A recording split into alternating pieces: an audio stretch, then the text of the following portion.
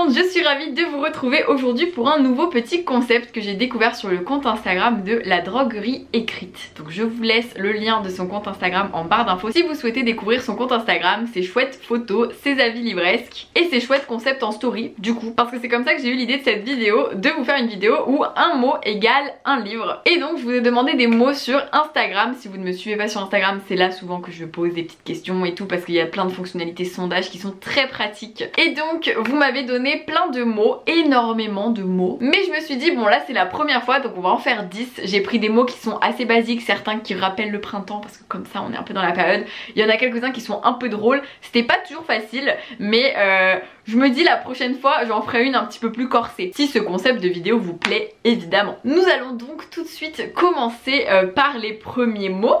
Donc je choisis, on va commencer par les mots un petit peu printaniers, je trouve ça chouette. Le premier mot printanier c'est soleil. Alors là j'avais un peu un dilemme parce qu'il y avait deux livres qui pour moi correspondaient totalement au mot soleil et vous allez tout de suite comprendre pourquoi. Là c'était très simple, on partait sur le mot soleil qui est carrément dans le titre du livre dont je veux parler. C'est Le Soleil est pour toi de Jandy Nelson, publié aux éditions Gallimard. Si vous ne connaissez pas ce livre, c'est un petit bijou qui est aussi lumineux que son titre. C'est l'histoire de deux frères et sœurs jumeaux, donc Noah et Jude, qui ont toujours été très fusionnels, mais actuellement lorsqu'on commence le livre ils ont 16 ans et on sent qu'il y a quelque chose qui a brisé leur relation et petit à petit on va comprendre au fur et à mesure qu'est-ce qui fait que leur relation a changé et est-ce qu'ils vont redevenir proches comme avant. C'est toute l'intrigue de cette petite histoire qui est quand même très prenante, à laquelle on se sent totalement appartenir quand on plonge dedans, qui est lumineuse, qui est belle, qui est poétique parce que Jandy Nelson est méga talentueuse et que du coup bah si vous voulez un livre qui vous rappelle le soleil, bah là vraiment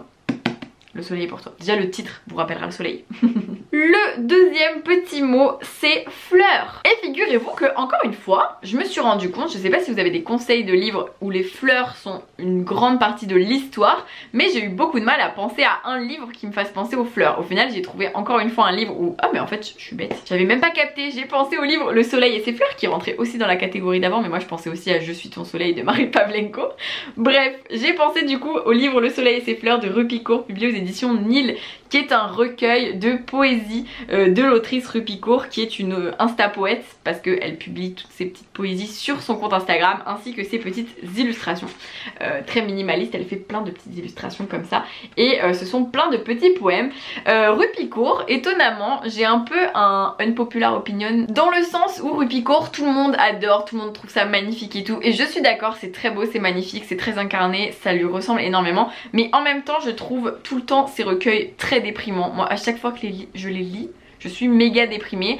Je sais pas si ça fait ça qu'à moi, mais parce qu'ils sont très sombres aussi, c'est parce que c'est sa vie, hein, donc ça je ne lui reproche absolument pas qu'elle raconte sa vie et ses histoires qui ont pu être très traumatisantes dans son enfance, dans son passé, dans son présent. Mais j'ai toujours trouvé ces poèmes assez déprimants. Il y en a quelques-uns qui oui sont remplis d'espoir, mais quand même assez peu, donc j'avoue que c'est un peu mon unpopular opinion, c'est-à-dire que j'aime Rupicourt, j'irai jamais dire qu'elle est pas talentueuse, c'est une évidence qu'elle est talentueuse, mais en même temps il y a vraiment ce truc qui me dérange dans ces recueils qui fait que je sais pas si je prendrais spécialement plaisir à les relire. Par contre je prends plaisir des fois à piocher ou à les découvrir sur Instagram. Après ça c'est aussi ma manière d'être, j'ai beaucoup de mal à lire des trucs trop déprimants, surtout là vu que ça la touche personnellement. Je pense que c'est pour ça que ça le fait moins avec moi. Mais si vous aimez la poésie, lancez-vous, hein, vraiment Rupicourt c'est quand même une valeur sûre. Même son nouveau recueil là il me fait envie quand même malgré tout, donc vous voyez. Troisième, ma gorge là. Troisième mot un petit peu printanier, forêt. Alors là, on n'est pas sur un livre des plus printaniers. J'ai tout de suite pensé à ce roman parce qu'il se déroule en grande partie dans une forêt et que c'est vraiment l'environnement principal, et je cherchais ce type de livre. L'année de grâce de Kim Liggett, publié aux éditions Casterman, qui est donc un roman sur l'histoire d'un lieu, je ne sais pas vraiment où les filles, lorsqu'elles ont 16 ans, sont envoyées faire leur année de grâce pour éviter qu'elles usent un peu de leur charme sur les hommes et qu'elles rendent les femmes jalouses. Donc on appelle ça un peu une sorte de magie. Et cette population souhaite que les filles n'exercent pas cette magie sur les hommes et les femmes, et donc qu'elles aillent faire leur année de grâce pour ensuite revenir, bah, entre guillemets, vaccinées à jamais de leur magie. Pourquoi je vous dis ça? Parce qu'elles partent un an dans une sorte de forêt justement, et elles doivent y survivre dans des conditions assez extrêmes, et elles font face un peu à la haine les unes des autres.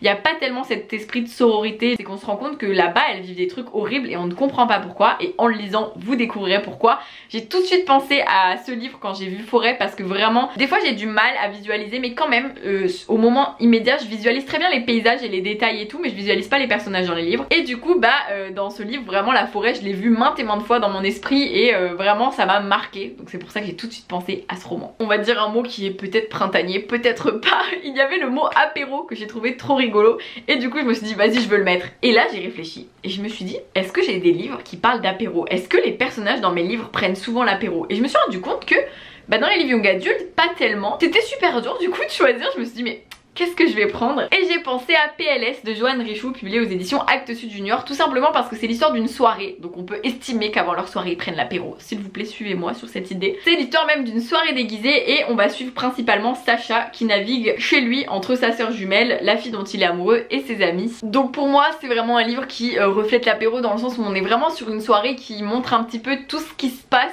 au sein même d'une soirée à l'intérieur de quelqu'un, toutes les sensations que ça peut faire éprouver et je trouve que c'est très révélateur ce livre, je le trouve super intéressant surtout dans les émotions adolescentes.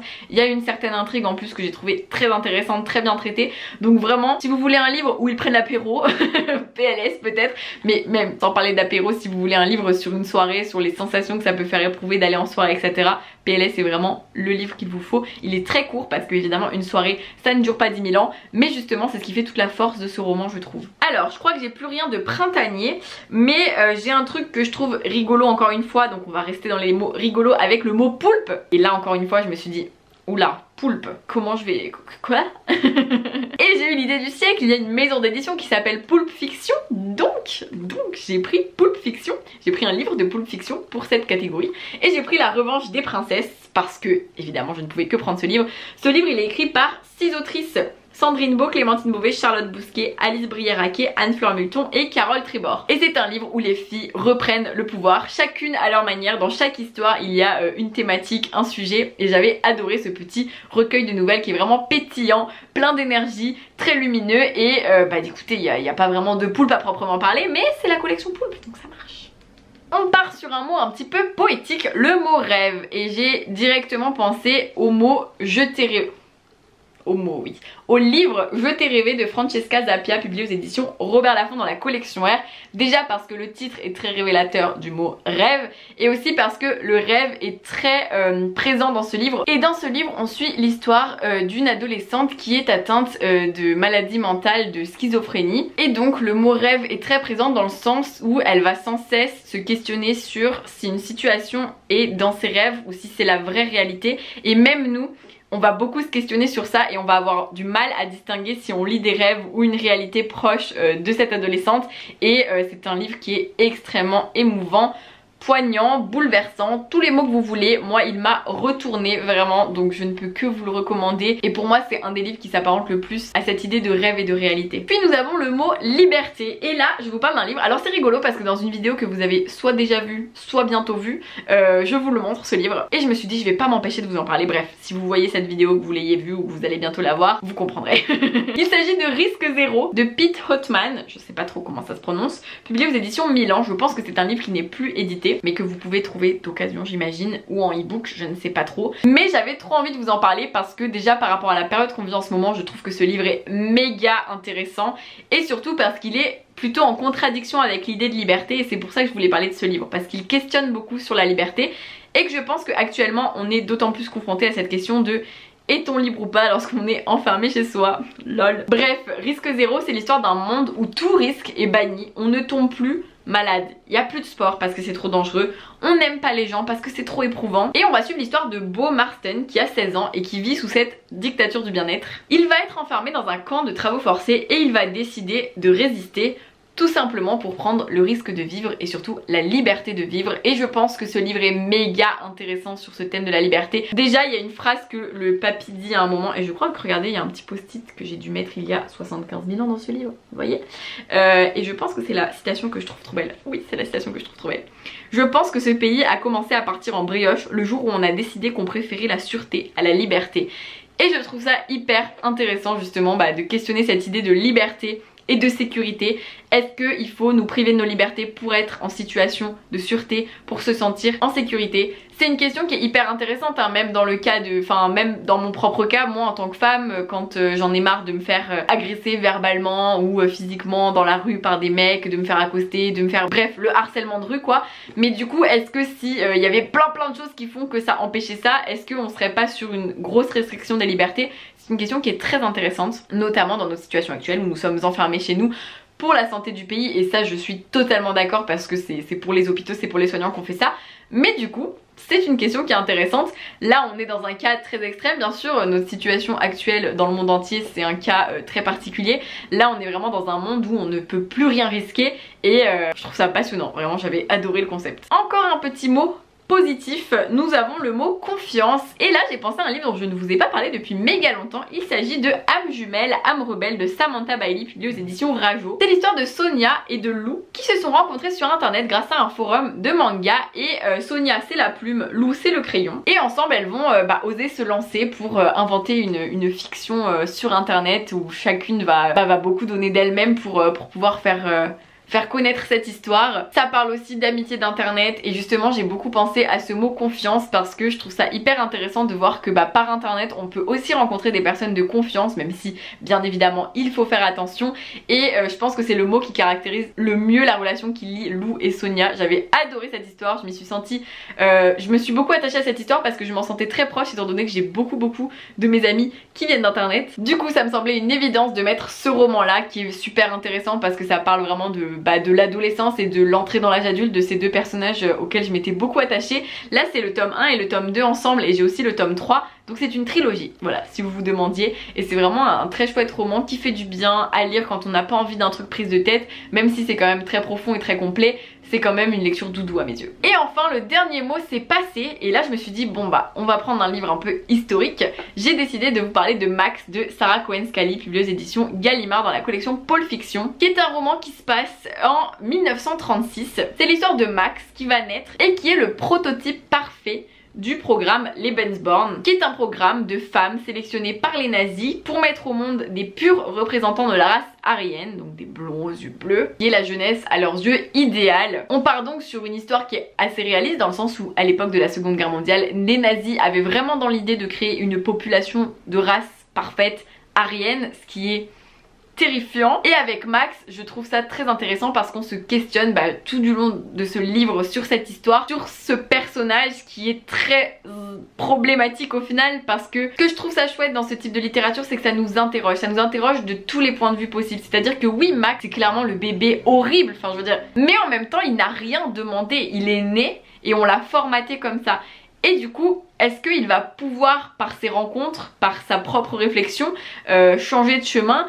Ou est-ce que c'est comme ça et il est formaté? C'est vraiment des questions que je trouve super intéressantes, et du coup ce livre pour moi correspond totalement au mot passé, dans le sens où c'est une partie de l'histoire qu'on aimerait qui n'ait jamais existé, mais ça a existé, et il ne faut pas oublier dans le sens où il faut se souvenir des erreurs qui ont été commises pour ne pas les reproduire. Et donc ça correspond totalement à Max, qui est un super roman à propos de la Seconde Guerre mondiale, dans le sens où il nous questionne sur énormément de sujets très intéressants, et le personnage de Max est vraiment un personnage très emblématique. Et voilà pour mes 10 mots égale 10 livres. Il y en a bien 10 hein. 1, 2, 3, 4, 5, 6, 8. Est-ce que quelqu'un peut m'expliquer à quel point je suis débile? Et bien écoutez, cette vidéo s'appellera 9 mots égale 9 livres au lieu de... non, de toute façon ça s'appellera 1 mot égale 1 livre. Et il y en a que 9. Voilà, c'est la surprise de fin. J'espère que ce concept vous a plu. N'hésitez pas à me dire ce que vous en avez pensé, et si vous voulez que je le refasse avec d'autres mots, si vous voulez que je fasse des thématiques genre mots drôles, mots difficiles, mots improbables, pour voir un peu à quoi je pense, parce que là je trouve qu'il y en avait, c'était un peu facile évidemment vu que j'ai pris les titres. J'espère que ça vous a plu. Je vous fais plein de bisous, je vous dis à très vite pour une nouvelle vidéo et passez de très belles lectures d'ici là.